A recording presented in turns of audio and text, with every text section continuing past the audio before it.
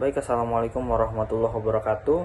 Perkenalkan, nama saya Hafiz Akmal Hidayatullah dari Labkesmas Tanah Bumbu, salah satu peserta Latsar BPK Makassar Angkatan 3 dari kelompok 1. Izin hari ini sedikit saya ingin memaparkan mengenai rangkuman materi dari modul 1 yang berjudul Wawasan Kebangsaan dan Bela Negara, dan juga menyampaikan sedikit mengenai refleksi bela negara, wawasan kebangsaan, dan administrasi negara.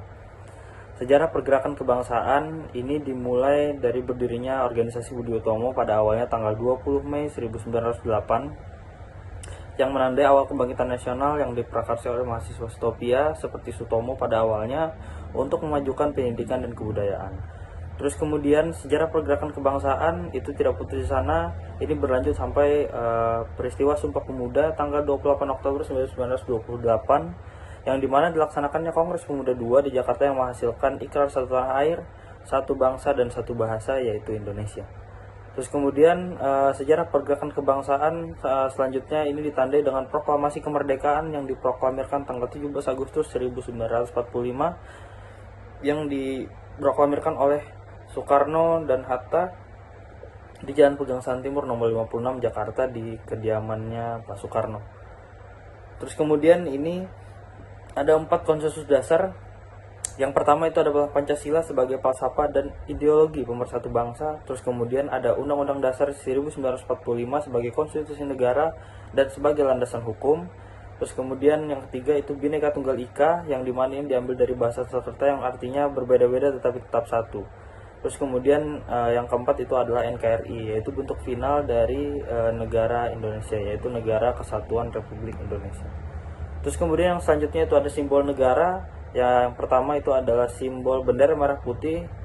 Merah berarti berani dan putih itu artinya kesucian.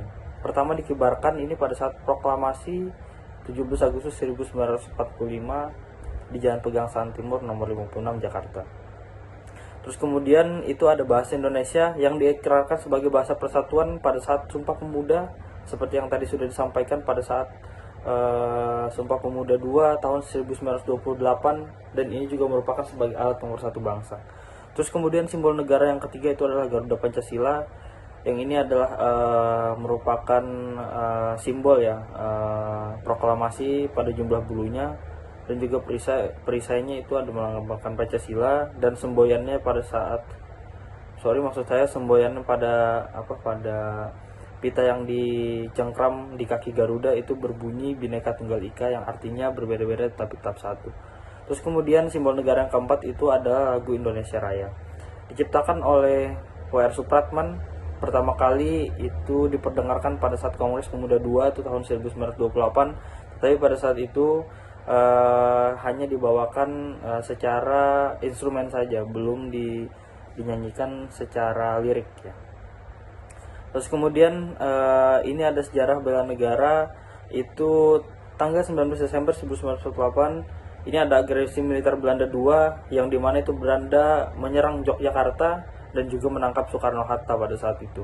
Terus kemudian sejarah bela negara yang kedua itu tanggal 22 Desember 1948, itu ada pembentukan PDRI, yaitu Pemerintah Darurat Republik Indonesia, oleh Mr. Syarifuddin, prawira negara memimpin pemerintahan darurat di Sumatera pada saat itu. Terus kemudian tanggal 13 Juli 1949 itu ada peristiwa pengembalian mandat. Setelah perjanjian Rumroyen, PDRI mengembalikan mandat ke pemerintah pusat untuk menjalankan pemerintahan. Terus kemudian ini di sini ada ancaman. Ancaman ini bisa berasal dari luar ataupun dari dalam negeri ya. Entah itu fisik atau non fisik, itu yang mengancam ideologi, politik, ekonomi, sosial budaya, dan pertahanan dan keamanan. Itu yang disebut ancaman. Terus kemudian ini ada kewaspadaan diri. Kewaspadaan diri itu adalah kepekaan, kesiagaan, dan antisipasi kita menghadapi ancaman yang seperti tadi sudah disampaikan, melalui deteksi cepat dan lapor cepat. Nah, terus kemudian selanjutnya saya ingin merefleksikan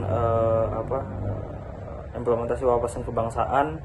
Ini bisa berupa penerapan pelayanan publik ya untuk bagi kita ASN yang adil tanpa diskriminasi, tanpa membeda-bedakan suku, agama, ras, dan budaya.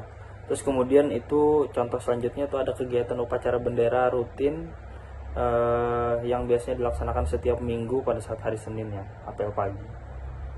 Terus kemudian refleksi implementasi bela negara, yaitu salah satunya yang sudah saat ini saya terapkan, yaitu adalah penggunaan media sosial untuk melawan hoaks, menyebarkan informasi positif. Terus kemudian keterlibatan juga dalam menjaga keterlibatan dan keamanan di lingkungan kerja di instansi saya bekerja. Terus kemudian untuk sistem administrasi negara itu seperti mengikuti Zoom lintas sektor ya, pada saat mungkin pembacaan hasil lab, atau mungkin koordinasi lintas sektor lainnya. Terus kemudian juga